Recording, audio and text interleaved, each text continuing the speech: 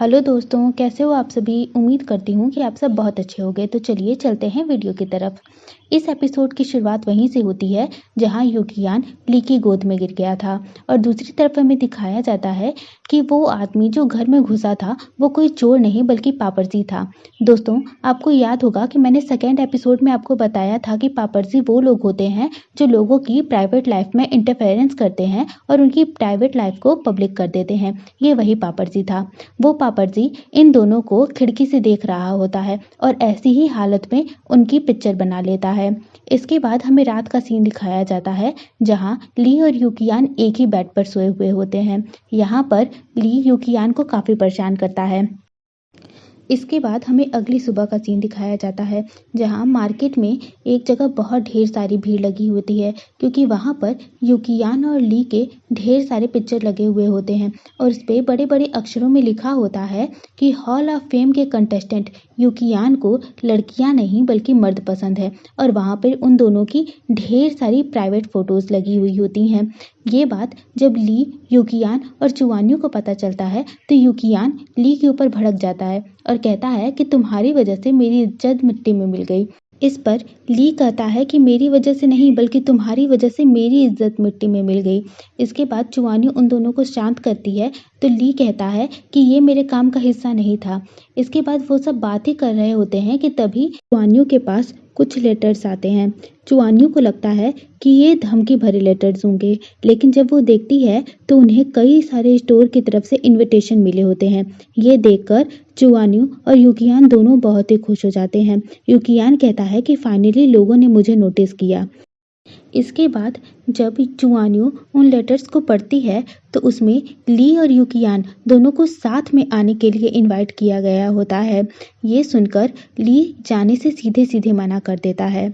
इसके बाद हम चुआन्यू और यूकियान को मार्केट में उन्हीं सारी फोटोज के पास देखते हैं। यहाँ पर यूकियान कहता है कि मिस्टर शी तियांगिंग मेरे साथ जाने के लिए तैयार नहीं होंगे। इस पर चुआन्यू कहती है कि मैं उसे तुम्हारे साथ जाने के लिए मना लूंगी, मैं उससे भीख मांग लूंगी। ये सुनकर यूकियान कहता है कि मैं नहीं चाहता कि तुम मुझसे भीख मांगो। सीन शिफ्ट होता है और हमें ली को दिखाया जाता है जो अपनी पलटन के साथ बैठा होता है। यहाँ पर उसके टीम मेंबर्स उससे पूछ रहे हैं कि क्या जो फोटो लगी है वो सच है। इस पर ली कहता है बिल्कुल भी नहीं। इस पर इसका दूसरा टीम मेंबर कहता है कि आप उस खूबसूरत लड़के के साथ काम करके बहुत पैसे बना सकते हो। इस पर ली कहता है कि क्या मैं ये कर सकता हूँ। इस पर वो दूसरा बंदा बोलता है कि हाँ बिल्कुल, हॉल ऑफ फेम से लोग बहुत सारे पैसे कमा रहे हैं तो आप भी वहाँ से ढेर सारे पैसे कमा सकते हो। तभी वहाँ चुआन्यू यूकियान के साथ आती है। उसे देखकर उसकी पलटन वहाँ से भागने की कोशिश करती है लेकिन वो लोग पकड़े जाते हैं।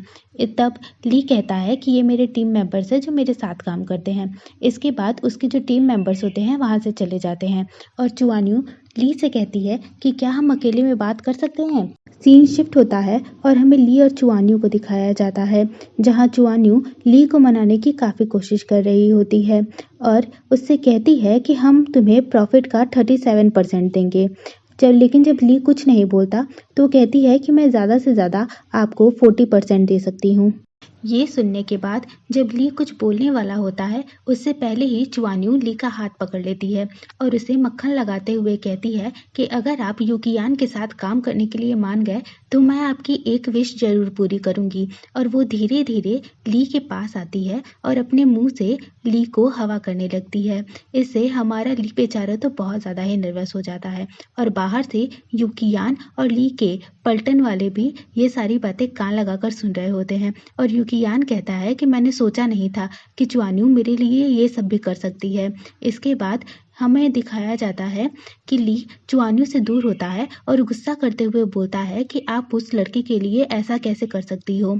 तब चुआन्यू कहती है कि आपकी सोच बिल्कुल मेरे पिता की जैसी है, आप बहुत ही मतलबी हैं, लेकिन मैं कुछ भी करके यूकियान को हॉल ऑफ फेम में प्रवेश दिला कर ही रहूंगी। और ये कह के वो वहां से चली जाती है।